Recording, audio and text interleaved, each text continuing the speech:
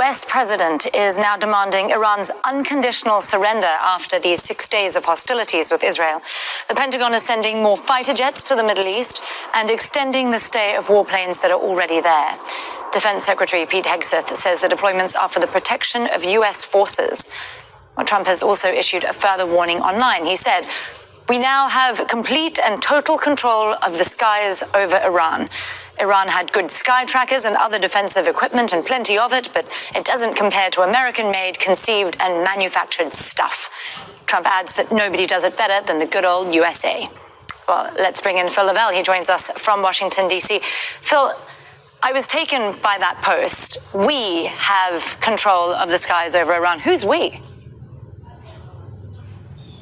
Well, I mean, he's not spelled it out directly, but the general working assumption is it means that the US and Israel have now gone into kind of partnership on this, really. You know, because for so long, or for so many days rather, Israel has been saying it had air dominance over Iran, and the US was obviously assisting, but in a very indirect way. It was letting Israel get on with it effectively.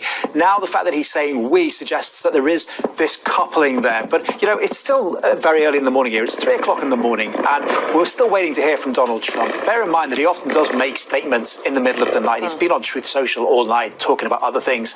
So there's every chance we could hear from him in the coming hours. But let's just look where we are now. So we know that he spent much of Tuesday speaking to his top advisors, his top generals. He met with the Joint Chiefs of Staff. He was in the Situation Room. That meeting lasted for about an hour and 20 minutes. We know that he spoke to Benjamin Netanyahu. There's no exact readout on what they said, but we pretty much gleaned what was discussed there.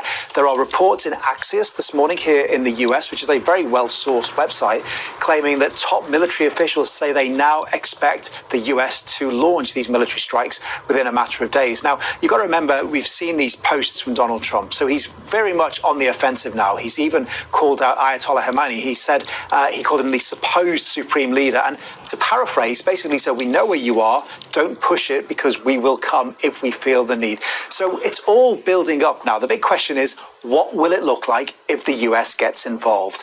Will it become a regime change issue, which we know Benjamin Netanyahu is fully backing? He's not only saying that in Israel, he's appeared on American television to push for that. Or will it be that the US goes in, it launches those bombs on the Fordo site, and then it pulls out? Either way, it's going to have real implications for Donald Trump and for people here. Well, there isn't exactly consensus in D.C., right, on what Trump should do. This is splitting his party. I see there have also even been moves in Congress. Yeah, I mean, Donald Trump pretty much gets his way with the Republican Party, but even within the party that he controls, there is a real split. You've got your hawkish Republicans, your likes of Senator Ted Cruz, Senator Lindsey Graham. They have been saying, look, you've got to go in. This is your only chance. You've got to take them out now. At the same time, you've got others who are part of the Make America Great Again movement. That's the sort of faction that Donald Trump founded and has really led. They are saying, look, this is not what we stand for. It should be America first. We don't want to be involved in these foreign wars. And remember, Donald Trump fought an election on being a peacemaker in chief and on the economy. He does not want to be dragged into this war, but it looks like he may eventually have to be. And then that's going to cause real problems within his party. 32 members of Congress now have already signed on to saying they don't want to be involved in this.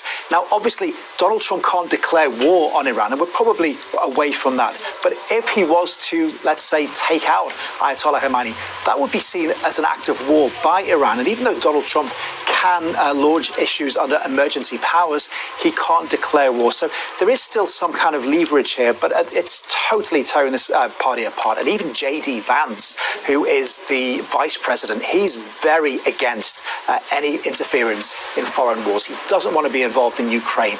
Even he's now having to toe the party line and set this up and say, look, you've got to give the president some latitude here. Well, speaking of the vice president, do we have any further word on diplomatic efforts? There was the suggestion that J.D. Vance and Steve Witkoff, the Middle East Special Envoy, would be heading to Tehran for some kind of discussion. Well, there was, but that was 24 hours ago. And you've seen just how much stuff changes. This time yesterday, it was talked about how they would probably go and speak to the Iranians. But Donald Trump said he's in no mood to negotiate. At the moment, it looks like we are heading towards military strikes. But, 24 hours is a long time in politics. Ask me the same question again tomorrow. They could be there. Anything could change. Phil Lavelle there across those developments for us from Washington, D.C. Thank you very much, Phil.